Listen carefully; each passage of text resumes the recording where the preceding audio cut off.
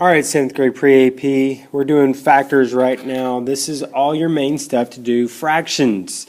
So what you're going to be doing tomorrow is you're going to be working on finding greatest common factor, least common multiple, and all that kind of stuff so that you're ready to do fractions. So there will be a video today, and there will be a video for you tomorrow so that Monday you're ready to go. Now there is a test Tuesday, so just a reminder. So we're doing factors. Definitions. Now there's a lot of definitions in this section, so I'm going to go pretty fast. Divisible. A number is divisible by a second number if the number can be divided by the second number with a remainder of 0. So in other words, there's a little example. 6 is divisible by 3. And the reason why is because if we do 6 divided by 3, 3 goes into 6 twice, and you get a remainder of 0. That's what it means by divisible. So anything that's divisible, you'll get a remainder of 0. Alright, factor. An integer that divides another integer with a remainder of 0. So here again, an integer, so it has to be a whole number or a negative whole number that divides another integer with a remainder of 0. So 6. 3 is a factor of 6 because 3 divided goes into 6 2 times with a remainder of 0. So it's a factor of 6.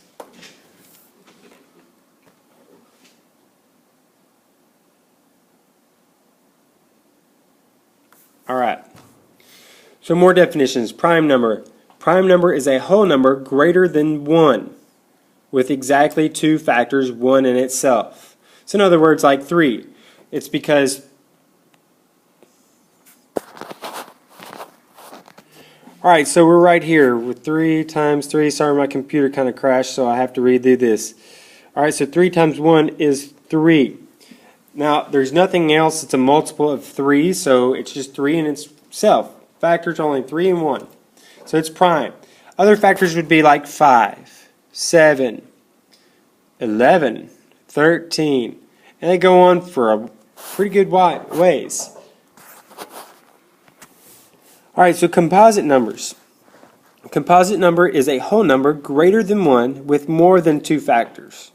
So basically everything else that's greater than 1. So like 2 is a composite number.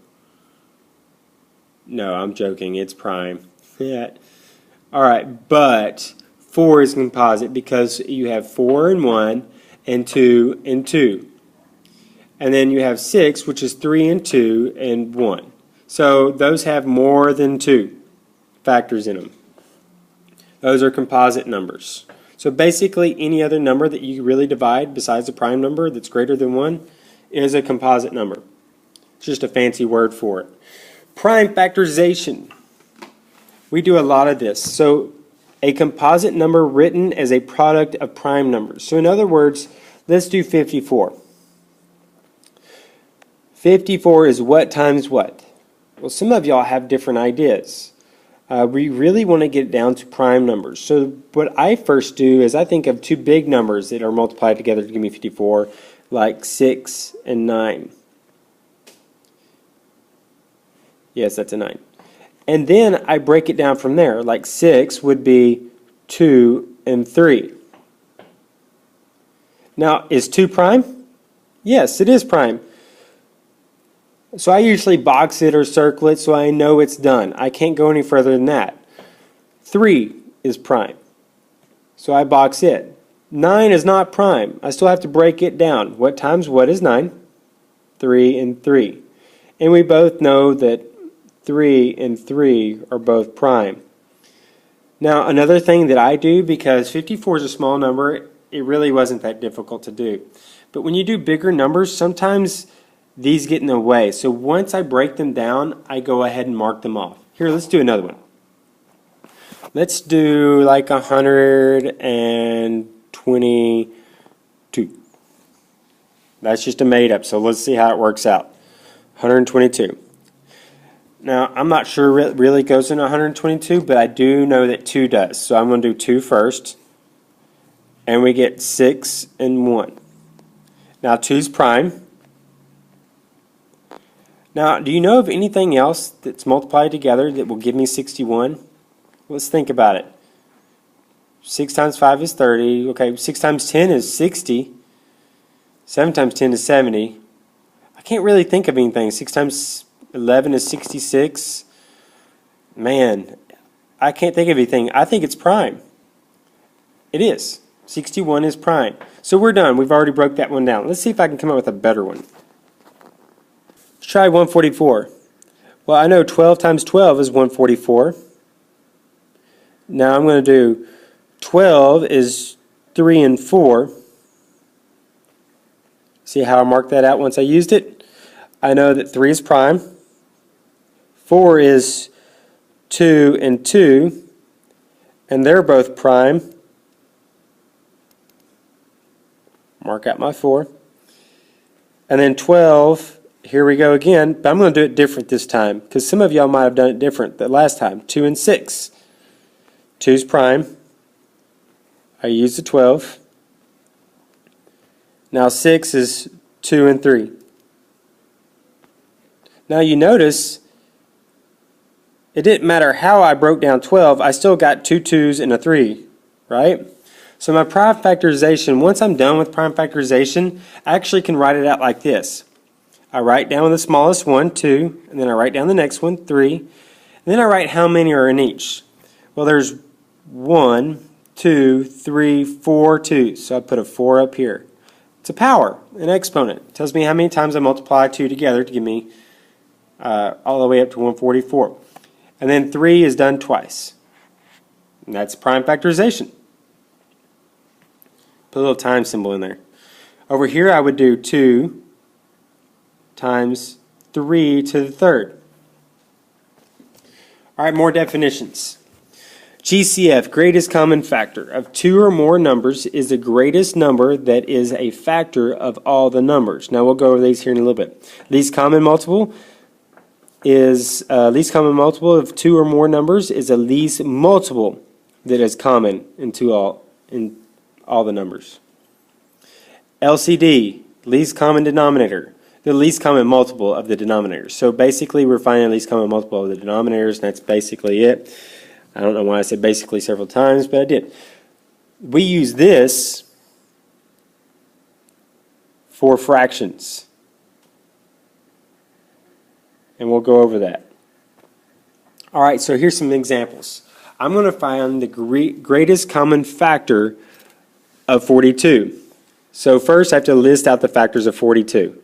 So 1, 2, well 3 go into 42? Yeah. Go in there 14 times. 4, will 4 go into 42? Nope. 5, nope. 6, yes. And 7. Because 6 times 7 is 42. And you can stop there. Did I put 14? Why did I put 14? I meant to say 4. Why did I do that? Here's 4. There we go. Better. Now let's check this out, because I think I might have messed up. 4. Where did I get the 14 from? I think I'm going crazy. Oh, 3. Let's see if 3 will go into 42.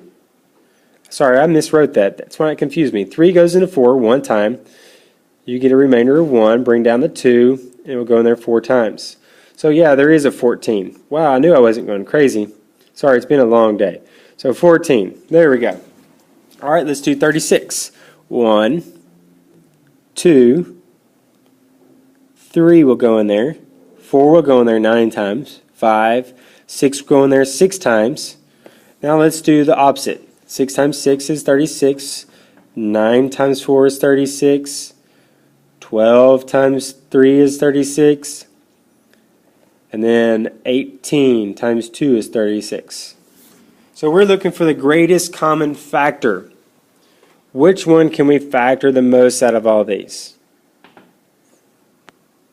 All right, one thing I forgot was 1 times 42 is 42, and also 1 times 36 is 36. I left those off. So now we can go back through and cross them out.